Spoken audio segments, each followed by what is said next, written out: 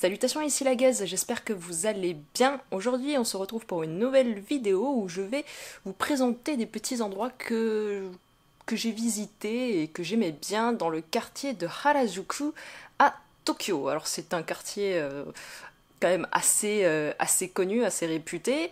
Et c'est un de mes quartiers favoris de Tokyo, si ce n'est d'ailleurs le quartier où je préférais aller en fait, et à force, j'avoue que je commençais à connaître. Et voilà, donc je vais vous présenter les petits endroits que j'ai fait. J'espère que cette vidéo vous plaira.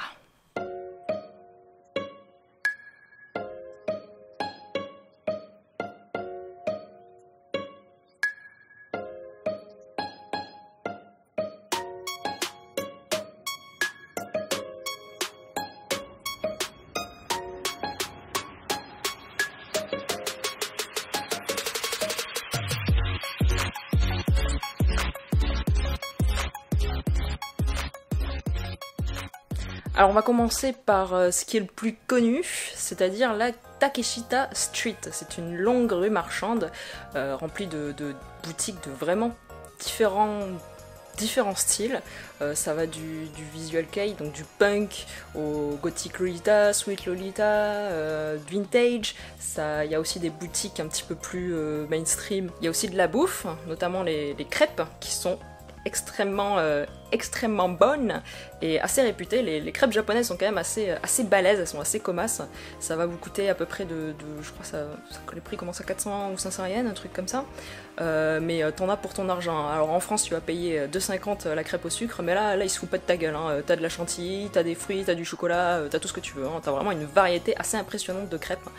Donc vraiment ça c'est un truc assez rigolo, et surtout c'est en forme de cornet.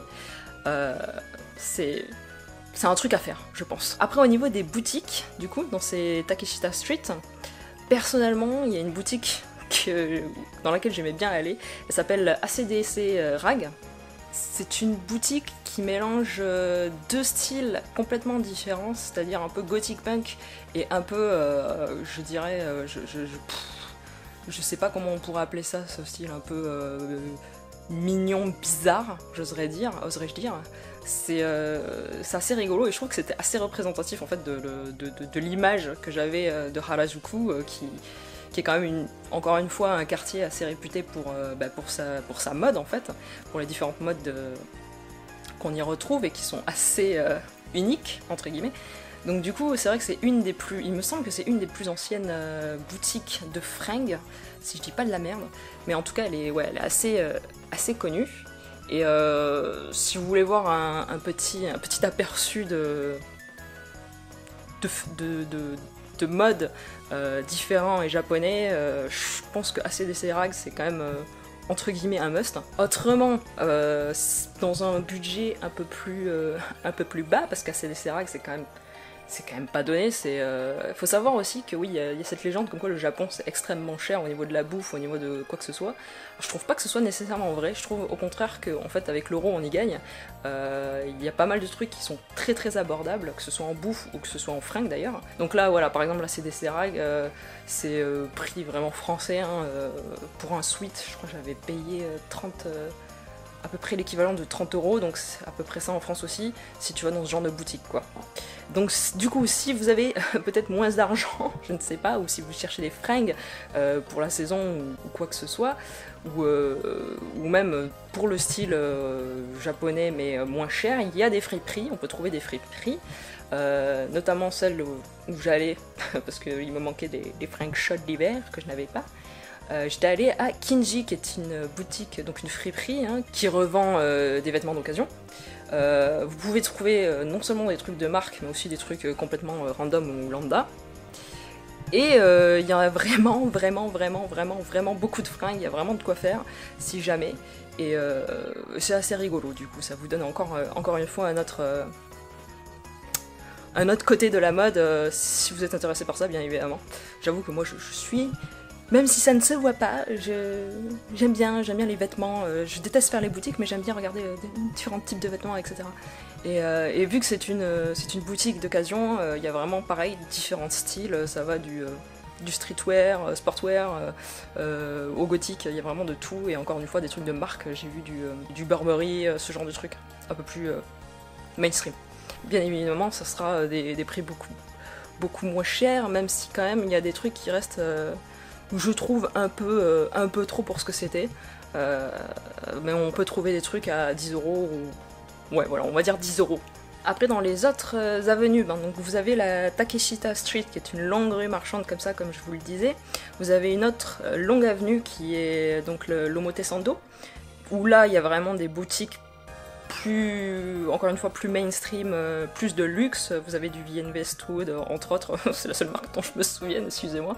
J'ai un petit peu trop lu le manga Nana. Et donc, qu'est-ce que je disais? Omotesando. Oui, alors là, dans l'Omotesando, la boutique, très certainement, une des boutiques les plus connues, ça sera Kiddyland, qui vend un peu de tout, mais donc ça va de l'Hello Kitty, en passant par des trucs un peu plus obscurs, genre, voilà, Sumi Kogurashi, qui est une marque que j'aime bien. Voilà, ça va des trucs un petit peu kawaii, un petit peu mignons, de marques comme ça, de jeux vidéo. Vous avez aussi du Star Wars, des trucs de manga, des trucs de comics. Il y a vraiment des étages pour chaque marque en fait. Et c'est aussi une boutique, bah voilà, si vous cherchez des souvenirs, des goodies ou des trucs comme ça, c'est une bonne boutique. Vous avez de quoi remplir vos valises, hein, franchement. Après, c'est quand même assez bondé. Les fois où j'y suis allée, il y avait toujours du monde. Donc ça c'est un peu chiant parce que du coup t'as un peu du mal à te déplacer parfois. Autrement, une boutique qui, moi j'ai tenu à y aller, alors ça je pense que ça ça va vraiment viser les gros fans hardcore ou quoi que ce soit, mais ça c'est un petit peu mon âme de lycéenne qui est ressortie quand j'ai su que cette boutique était là. Alors c'est la boutique du guitariste de X Japan, Hide, qui est mort. Tu peux me traiter de weeaboo si tu veux, j'en ai rien à foutre. Je suis une fan de X Japan et je dois avouer que j'aime beaucoup la ligne de vêtements de Hide. Et j'adore son style, c'est un style un peu bizarre, mais j'aime bien. Et du coup j'ai tenu à aller dans cette boutique. Ça m'a surprise parce que c'était vraiment une minuscule boutique dans une rue où il y avait personne. Ça faisait un petit peu bizarre quoi. Et fallait monter à l'étage et tout. Alors bon, j'ai pas filmé parce que j'avais l'impression en fait de rentrer dans l'intimité de quelqu'un. C'était assez horrible parce que c'était silencieux. Ça faisait un petit peu ambiance d'église et donc c'était une minuscule boutique. Il y avait que le vendeur forcément. Et je me suis dit mais comment le gars arrive encore à vendre ces trucs? Il y avait vraiment personne. Mais voilà, c'est une adresse, si toi aussi tu aimes X Japan, tu peux aller voir, tu peux aller checker. C'est un petit peu hors de prix, je dois dire quand même. Hein. J'ai acheté ce t-shirt qui m'a coûté quand même 30 boules, je crois, un truc comme ça. Mais voilà, c'était un petit souvenir pour mon cœur de lycéenne, fan de X Japan, même si même aujourd'hui j'adore X Japan. C'était sympathique. Autrement, Harajuku c'est aussi réputé pour ses karaokés visiblement. Alors moi j'en ai pas fait parce que à côté de là où je restais en fait t'avais des karaokés vraiment pas chers pour je crois que c'était pour 1000 yens. Tu pouvais y rester le temps que tu voulais jusqu'à qu'ils te dégagent s'ils étaient complets en fait. Donc faut vraiment faire attention dans les karaokés que vous allez choisir parce que t'en as qui peuvent vraiment être beaucoup plus chers en fait. T'as vraiment différents prix. Et voilà, si vous voulez vous faire un karaoké qui est quand même vachement sympa, une activité vachement sympathique, pour ceux qui aiment chanter bien évidemment, faites attention à ça, faites attention au prix et aux endroits où que vous allez choisir en fait. Donc j'ai pas fait de karaoké personnellement, par contre j'ai fait, dans mon dernier séjour, j'ai fait un café. J'en avais pas mal entendu parler sur internet et tout, donc ça s'appelle le Monster Café, c'est un café un peu chelou comme son nom l'indique, qui mélange le mignon grotesque, oserais-je dire. C'est un truc un peu bizarre en fait. Et en fait, si j'avais su qu'il fallait payer l'entrée, je serais très certainement repartie. Mais je me suis dit, bon, on est là, autant y aller, quoi. Mais faut faire gaffe à ça, parce qu'il y a t'as une liste de règles à respecter, un petit peu comme dans les maîtres café. Ce qui fait que ça te coupe un petit peu l'envie dès que t'arrives et que t'es là, elle te balance. Alors, il faut payer tant pour entrer. Tu peux pas rester plus d'une heure ou une demi-heure, je sais plus ce que c'était vraiment du vol. C'est vraiment un truc où tu y vas pour voir le show ou pour voir le truc. Donc voilà, il y avait un show quand on y allait, il faisait un espèce de truc de danse. Il n'y avait pas grand monde, donc ça c'était assez sympa. Ils avaient des espèces de tables qui étaient assez éloignées les unes des autres. T'avais plusieurs segments, t'avais 2 segments, un truc qui faisait un petit peu plus resto et un truc qui faisait un peu plus intimiste. Il y avait également un bar. Alors moi j'y suis allée en plein milieu de l'après-midi, donc j'ai pas pu voir les shows de nuit. Je sais pas trop à quoi ça ressemble, mais c'est vrai que ça me titille un peu la curiosité, ça aussi. Mais voilà, c'est une expérience assez rigolote en soi. Après, c'était quand même assez cher. La bouffe était assez rigolote, encore une fois, ça c'est un truc aussi assez rigolo à faire au Japon quand vous allez dans ce type de café un petit peu bizarre où la bouffe va être particulièrement bien soignée en fait. Au niveau de l'apparence, ça avait des trucs un peu rigolos et tout ça. Donc ça c'était voilà, vraiment juste pour l'expérience du café un peu bizarre. C'était ça, sachant que je voulais me taper un truc de Butler, mais le Butler ça avait l'air encore plus casse-couille et encore plus cher, alors j'ai fait bon, on va se faire le Monster Café quoi, tu vois.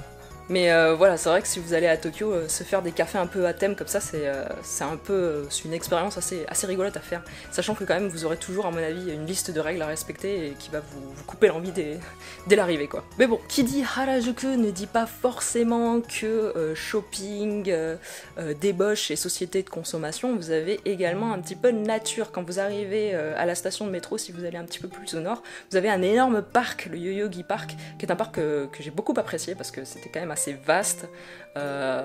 Bon, il y avait un petit peu de monde, ça dépend de la saison, ça dépendait des jours. C'est assez réputé pour faire, je pense, des activités. J'ai vu qu'il y en a pas mal qui faisaient des activités, genre, tu sais, des gens qui dansent dans la rue ou qui font des chants dans la rue. J'ai vu de la magie aussi, mais j'ai vu pas mal de joggers surtout. Et je dois dire que c'est vrai que c'est assez agréable, hein, parce que voilà, encore une fois, c'est assez grand, c'est assez vaste, donc c'est pas. Même s'il y a du monde, je pense pas que ça va être blindé, tu vois, en tout cas les fois où j'y suis allée, c'était pas le cas. J'y suis allée au moment des feuilles de Momiji, donc c'était vraiment très joli à voir.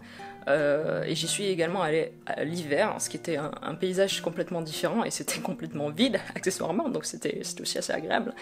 Non, vraiment, c'est une petite balade. Moi j'aime bien les parcs, donc j'ai fait quand même quelques parcs quand j'étais à Tokyo. Et je dois dire que oui, ce parc-là, c'était très très agréable, même si t'en as vite fait le tour, encore une fois, c'est vraiment juste pour la balade, pour apprécier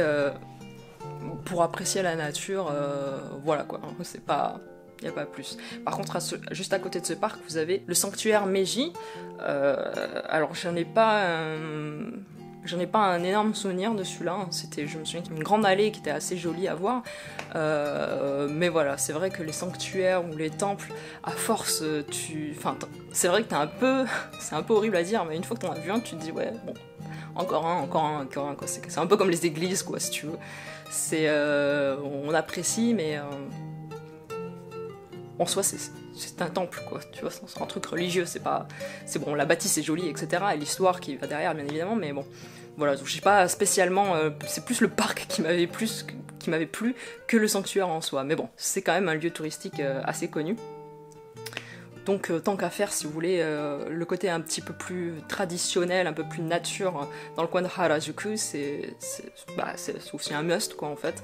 Et c'est vrai que ça peut faire un petit break par rapport aux rues qui sont complètement bondées, parce que c'est vrai que c'est quand même souvent qu'il y a du monde sur le Takeshita Street et sur le Omotesando, en fait. Et pour finir, je voulais vous parler d'un endroit que j'ai découvert juste avant de partir et qui est vraiment, vraiment, vraiment pas connu. C'est une toute petite, un tout petit sanctuaire, encore une fois, le Togo Shrine, plus un espèce de chemin en fait. Il y avait un petit lac, un petit patio, donc il y avait vraiment personne dans ce coin-là. C'était vraiment juste justement les gens qui traversaient pour aller je sais pas où, hein. Voilà, c'était juste un espace de passage. Mais c'était aussi assez sympathique, c'était assez calme. Bon, t'en avais fait le tour, hein, encore une fois. Voilà, c'est vrai que ça fait plus vraiment pour passer que pour visiter, mais bon voilà, c'était assez agréable. Si vous avez l'occasion, c'est encore une fois un lieu qui est pas du tout visité, qui est pas du tout spot touristique. Ça peut vous permettre de plus apprécier en fait ce type d'architecture ou ce type d'ambiance quand ça fait beaucoup moins touristique et du coup beaucoup moins peuplé. Voilà, c'était les petits endroits, les petites boutiques que moi j'ai bien apprécié donc dans Harajuku. Encore une fois, c'est un quartier que j'aime beaucoup.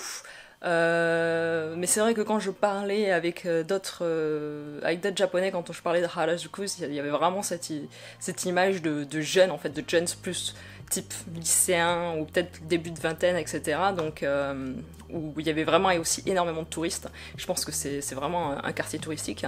Mais je sais pas, moi je m'y plaisais bien, c'était assez rigolo.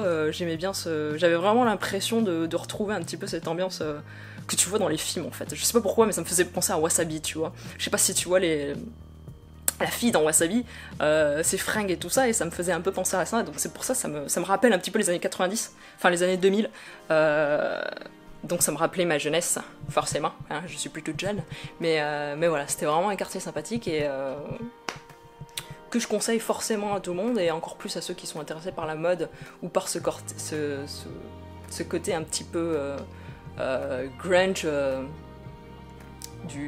de Tokyo en fait, mais voilà, j'espère quand même que ça t'aura donné une petite image ou que ça t'aura peut-être donné envie, je ne sais pas. Dis-moi en tout cas ce que t'en as pensé dans les commentaires, partage la vidéo si tu as aimé, n'hésite pas à mettre un like, c'est toujours bon pour le référencement, et voilà, donc je te dis à bientôt, prends bien soin de toi.